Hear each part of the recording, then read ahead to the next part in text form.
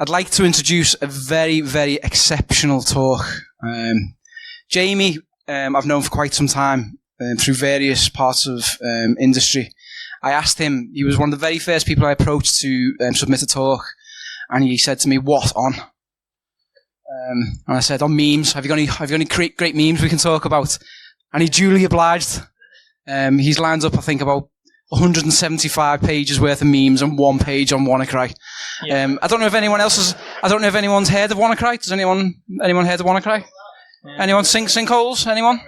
Never heard of it? So Jamie's favourite phrase is effing WannaCry, because he loves it that much. But the content is absolutely golden. So once again, thank you very much. Over to you, Jamie. Thanks for setting me up. Hopefully I don't fuck this up too much.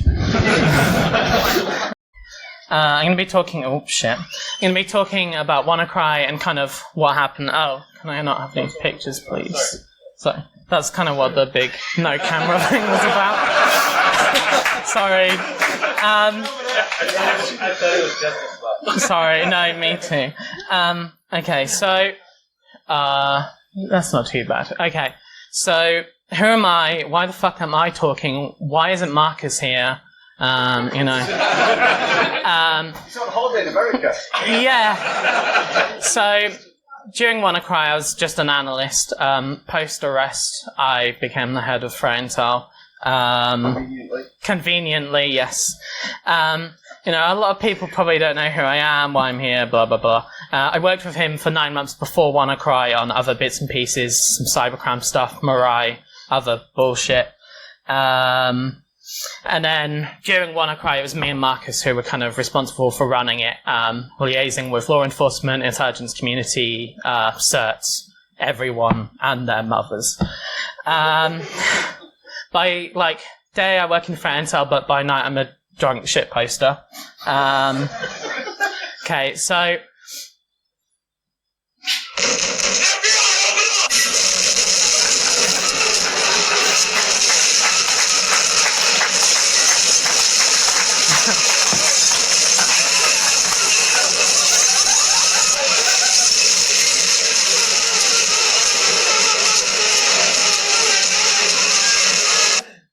Definitely my favourite meme.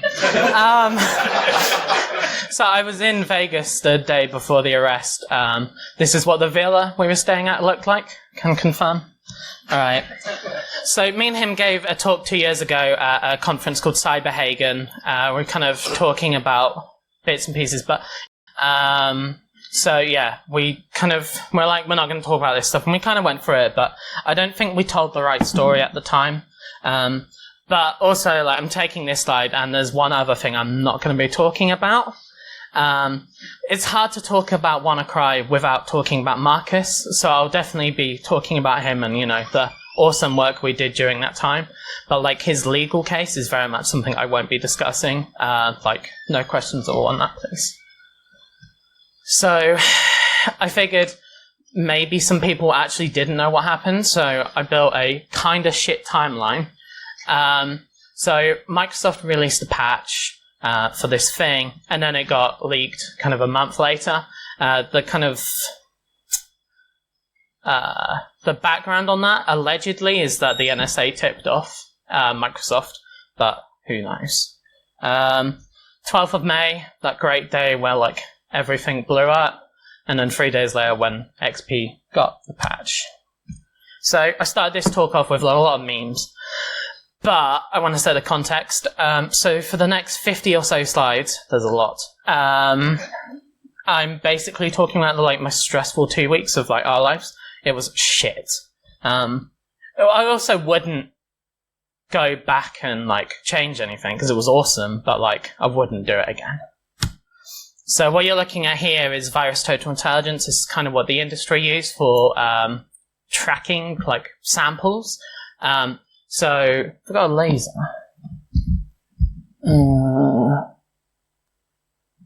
Here. That work? Cool.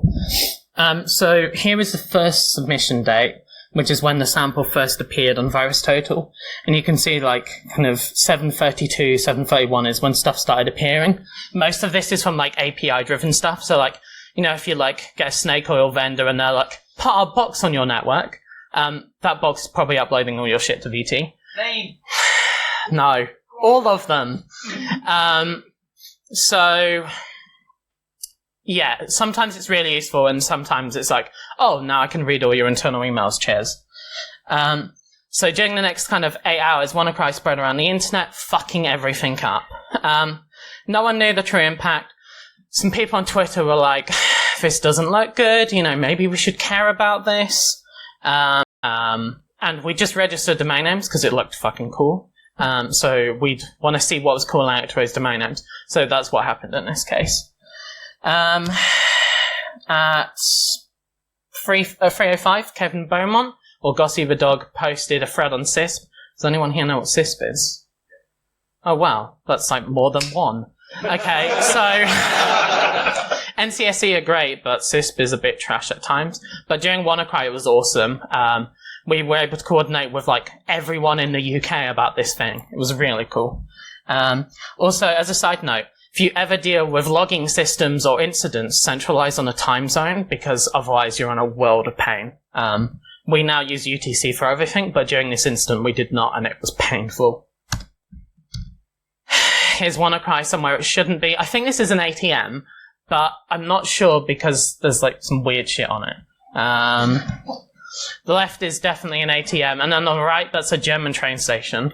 More places WannaCry definitely shouldn't have been. And it also shouldn't have been on that sign.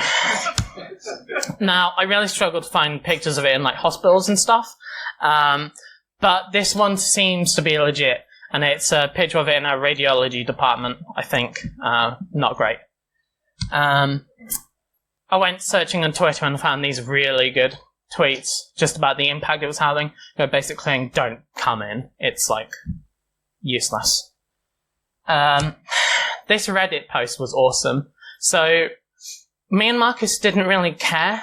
It's not that we didn't care, but it wasn't a priority to us. Marcus was on holiday and I was fucking around with like cybercrime stuff. Until it started fucking with the NHS. And, like compromise a random organisation in the UK, who gives a shit? Compromise like the National Health Service and people really start paying attention. So this is my like favourite quote from that Reddit statement. Yeah.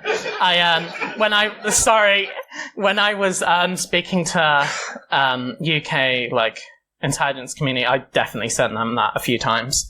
So at 3:08, Marcus registered the domain name. So like 4 p.m. in the UK.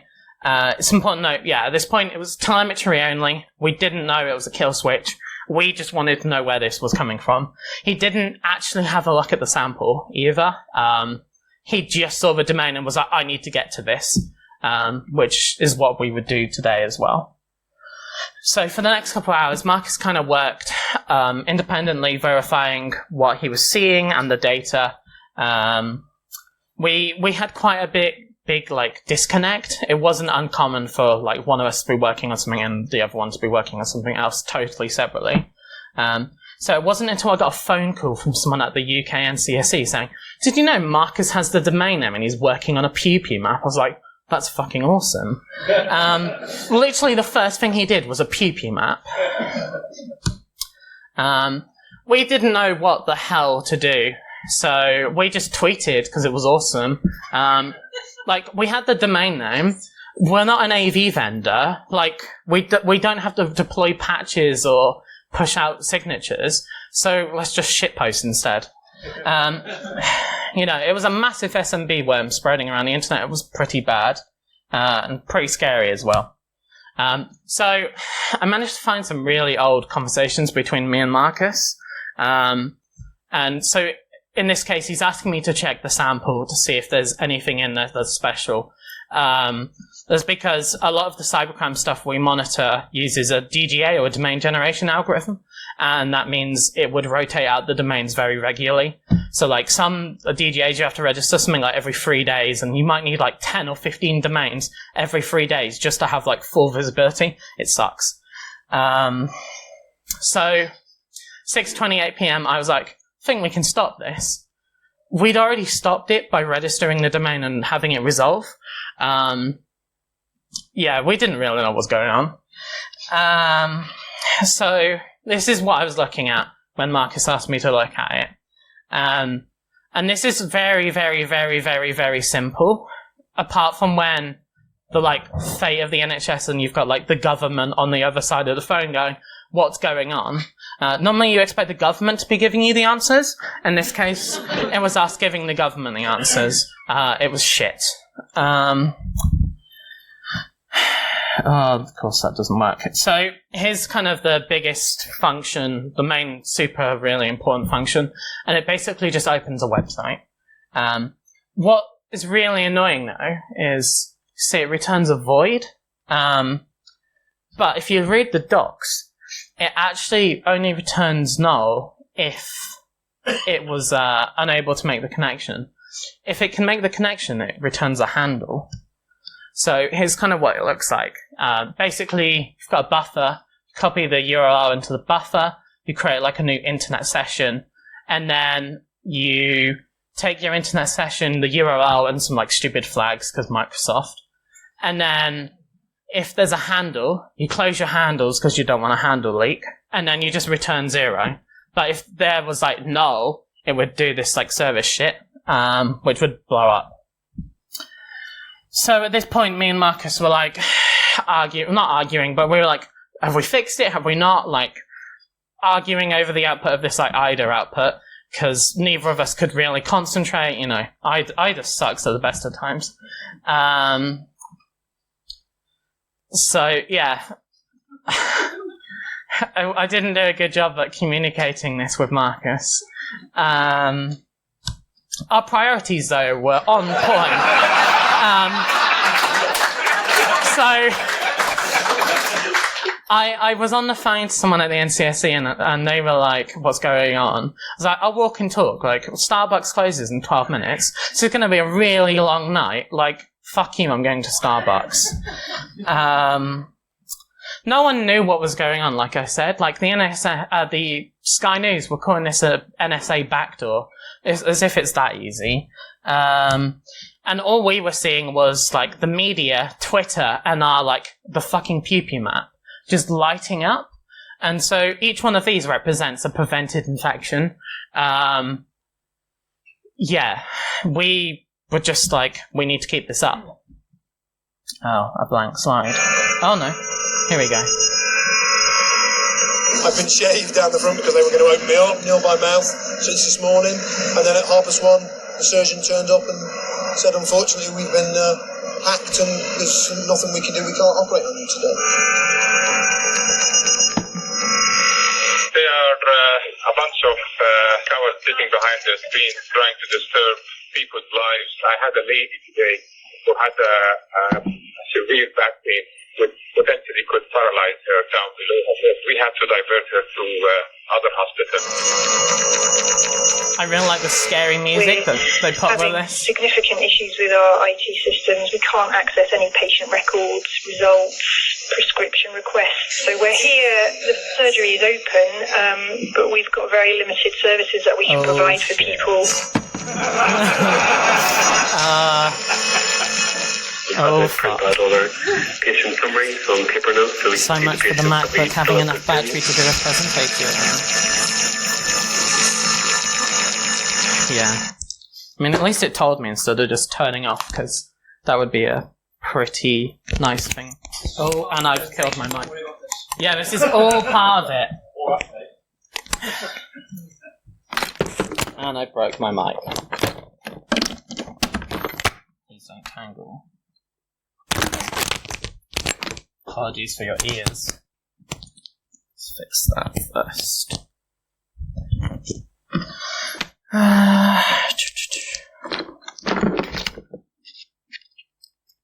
Alright, cool. So, it was pretty late, pretty tired at this point. So sleep is a really major thing during WannaCry. So, I'm going to skip this shitty animation. So, on the first day of WannaCry, I was awake for 19 hours, the second day, 18 hours, third day, 19, fourth day, 21, and on the fifth day, I finally slept 15 hours. This might not seem too bad, But when you're sleeping on your sofa with your MacBook and everything not on silent, waking up every time you receive a text, Skype message, Slack, whatever, you don't sleep. Didn't sleep in my bed for like 5 days because I just wanted to stay awake for this entire thing, but that's obviously impossible. Next day, Saturday, this is kind of when it's only really just beginning. So I mentioned earlier we tracked Mirai, or we did. It's like shitty it's not even cybercrime, it's like children with botnets. Some of the actors with it were quite sophisticated though. And some of them decided, fuck Marcus, and went for the kill switch. It's kind of our reaction to press, accidental hero, something that went around a lot. But this wasn't really important for us. The press was scary and it kind of communicated how bad this really was to us. But what was really bad was we were seeing legitimate requests mixed in with DDoS attacks in our access logs. They were everywhere and they just didn't stop. This is our internal telemetry telling us about the attacks we were seeing. My favorite one is this one, where they attacked the Intel site with the Path of Crime or bitch. They weren't fans of Marcus. So yeah, we were seeing this being attacked and the kill switches and basically everything. More news. The news just didn't stop. It was a huge media cycle for them, but the impact it had on us was kind of... It made everything worse because we were always more aware of what was going on. Which sucked. So this is a conversation between me and the CEO on the Saturday where I'm communicating that if our sinkholes go down or something breaks, everyone gets infected. And he's like, who's watching this? I'm like, the entire world. And it felt like that very much at the time. I said, if our servers go down, we can spin up more. We were using the data for telemetry. Telemetry was really important because we were sharing this with law enforcement intelligence communities, the certs, people like that, to find the devices and get them off the internet and patched. But he said, at this point, it's worth more just keeping it alive for certain than having that telemetry. So we killed it at that point. Now, this is Sky News on the Saturday. This is BBC World News Today. I'm Alpa Patel. Our top stories. After the attack, the investigation. Europol says a lot of people were calling this the NHS cyber attack. A hunt is now on for those responsible. We haven't identified the offenders at this moment in time, but we are deploying all covert and overt means available to us. What does that even mean? A number of lines of inquiry. We'll have the latest plus details on what the rest of the news is super important too. Is at risk. Also ahead, Donald Trump says he could announce his replacement. Gotta replace Comey, obviously. Man he sacked as head of the FBI by next week. 11 names are being considered. And most importantly, Grand final. Eurovision. Contest 2007. So, I mentioned NCSE a few times. They were fucking awesome.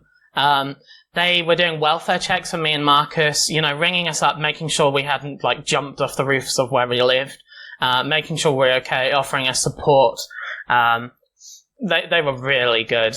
There's a blog post on their website with Malware Tech as the author, and the rest of the authors are all government people with first name, last initial. It's really cool. Sunday is what I call fuck the press day. This is the day Marcus got doxxed, and regardless of what you think about him and his case and stuff, the fact that the UK media went after him like this is really shit. I actually had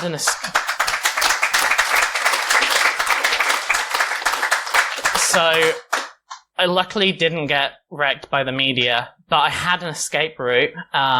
So I had a side door into my flat, and I was gonna go out the back, and someone was gonna come pick me up, and I'd just stay there for a while. It was a genuine concern for us. I think Marcus was actually jumping over his the back garden gate to get out because there were so many press in the front. I went out on the Sunday and bought all the papers. It's really weird having your boss on the front page of all the major, like, news. Marcus's mum reads the Daily Mail and it's like, why is my son on the front page? So we had that kind of pressure. And then we had more DDoS. More and more and more. It got a lot worse. This is actually from Russian IP addresses, and there's this like whole meme about attribution and IP-based attribution, but all we were seeing was like Russian IP addresses slamming the kill switch. This wasn't like Mirai. This was like an actual, like real botnet with some actual power causing actual outages.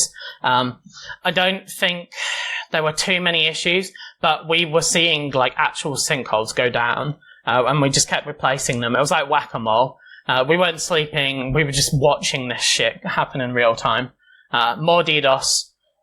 So much DDoS. Fuck DDoS. By the 15th, it was like, how many more days of this shit do we have? Like, how long until we have a solution? Like, how long until it stops? And obviously it doesn't stop. During the weekend, though, InfoSec Twitter, glorious InfoSec Twitter, had noticed this on an AV vendor's website, and it was, the NHS is totally protected with, insert your AV vendor name here. I'm gonna, can neither confirm nor deny. And then they actually had someone come in during the weekend to update their website. Like, they obviously cared. Now, this is where things get really fun. Love law enforcement. They're great. They seized 2 of our servers in France, about 2 hours before we got this letter. Don't know why. Never got them back. Cheers for that. So here's kind of how the kill switch worked. So we registered the domain name with Namecheap, and then we had the AWS Route 53 name servers set on that. And then they were pointing to some EC2 instances and some OVH Canada servers and France servers. The French ones are the ones we lost. Cheers for that. On top of that, we had Nginx, PHP, FPM, and PHP. Our sinkhole stack fucking sucked. We weren't configured for this. We weren't ready for DDoS attacks. You know, we were just like sinkholing some shitty cybercrime and like APT stuff. So this is kind of a kill switch code at the time. So we get the URI, the user agent, and the host name. And then we checked the host and the user agent, and we'd play some music if you were a human being. How do I get my mouse?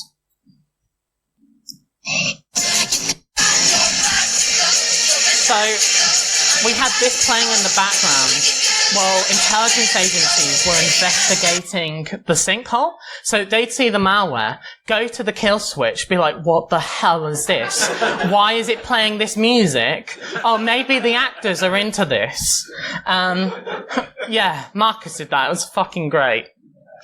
It's like the rest of the code. So we get the source IP, destination, you know, all this kind of stuff you use for like detection, and we'd play into a UDP packet.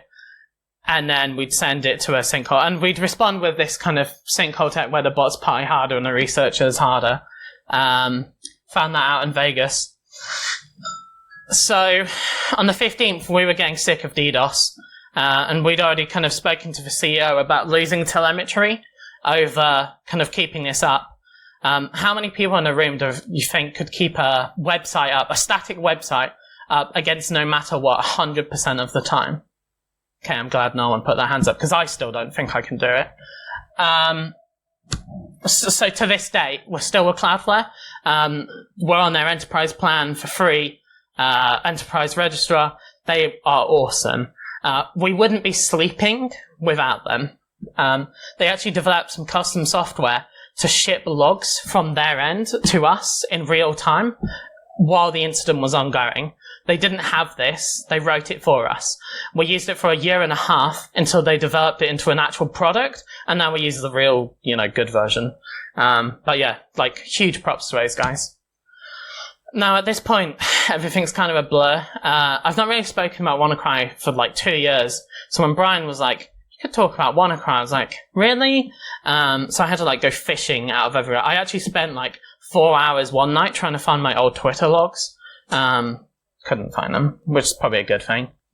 So, because kind of struggle with data, we've got some really nice data Cisco Umbrella provided us from the time, and it kind of, you can see it increasing. And on the 16th, after we moved to Cloudflare, we got absolutely hammered by a DNS attack. I think it would have gone down if we weren't with them when we had moved. Now, this is kind of the statement we made at the time. Basically, 150,000 unique IP addresses reached out to us in 2 days, but because of the kill switch and how it all works, you've got things like NATs and all sorts of bullshit. And basically, because of that, you can see multiple hits per an IP address, and from there you can kind of exploit the number of hosts behind it, but it's hard to do accurately because, you've got things like people rebooting their machines. So we've never been able to, properly do this.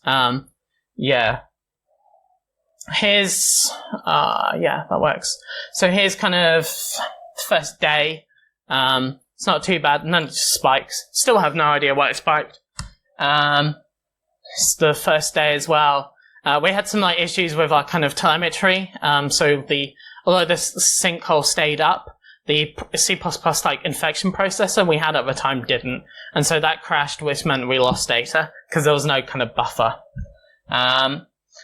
This is terrifying. So what you're seeing here is WannaCry's ability to fuck you up, even now. So on the first day, there was one hit. The next day, 26. The next day, 24.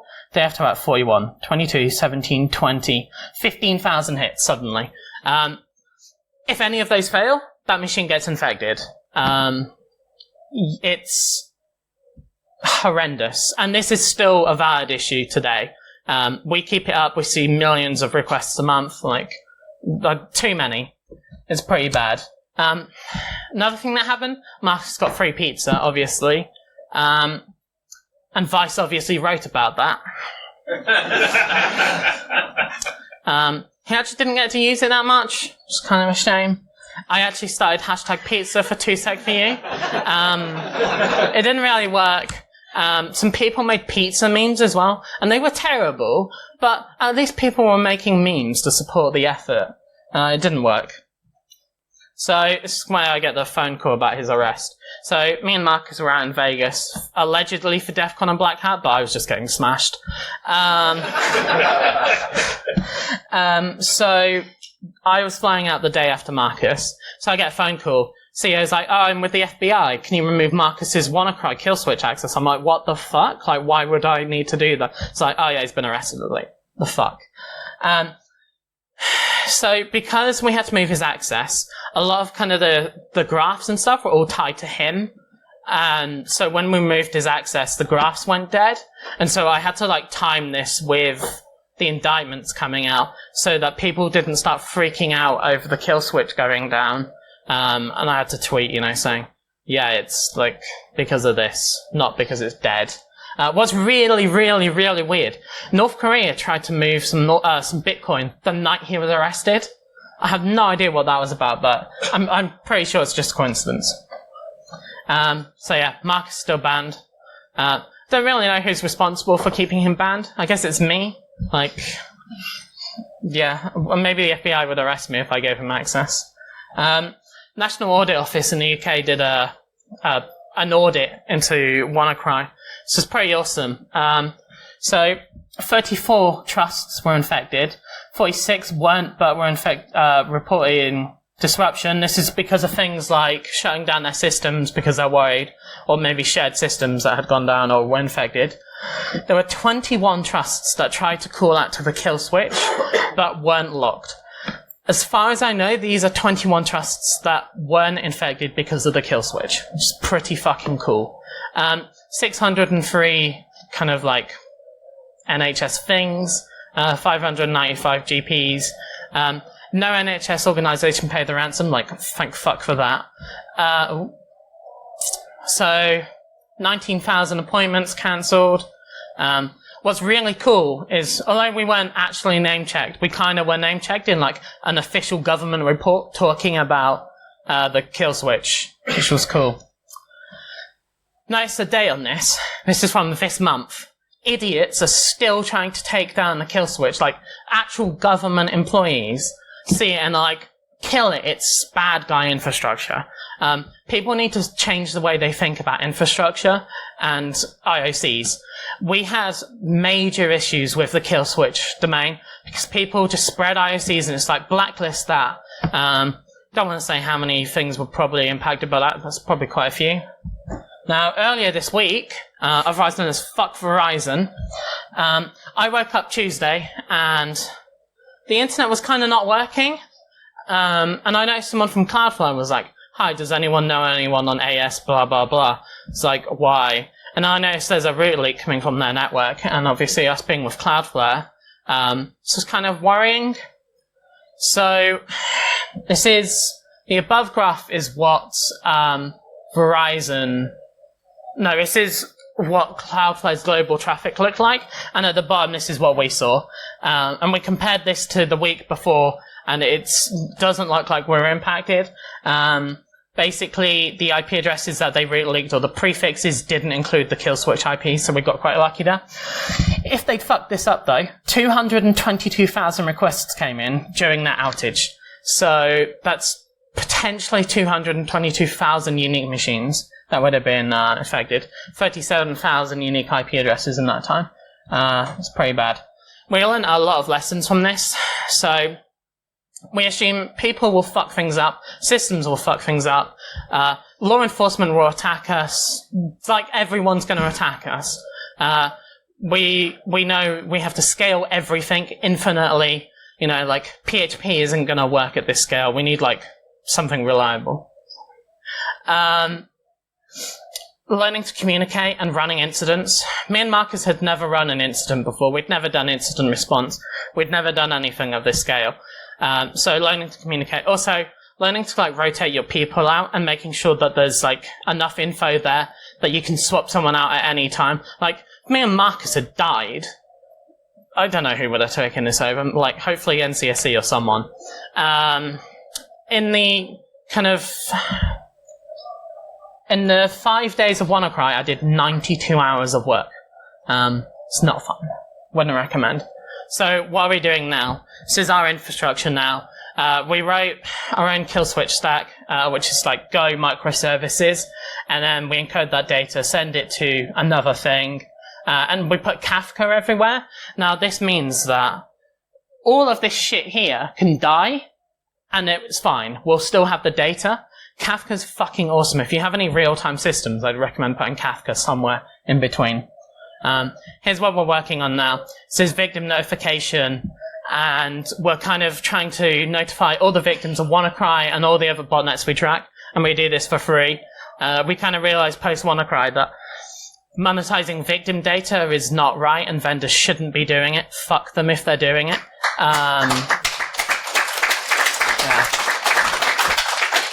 So, for WannaCry, we saw 58 million hits in the last 30 days from 1.6 million unique source IPs from 208 countries. This is a global issue, and it still exists. Thanks for listening to my talk. During this talk, we responded. This is based on last week's statistics because of there's some backlog system for WannaCry, so we couldn't do it in real time. But for last week, my talk, if I'd done it last week, would have responded to 18,000 requests from 6,000 IP addresses in 122 countries. That end.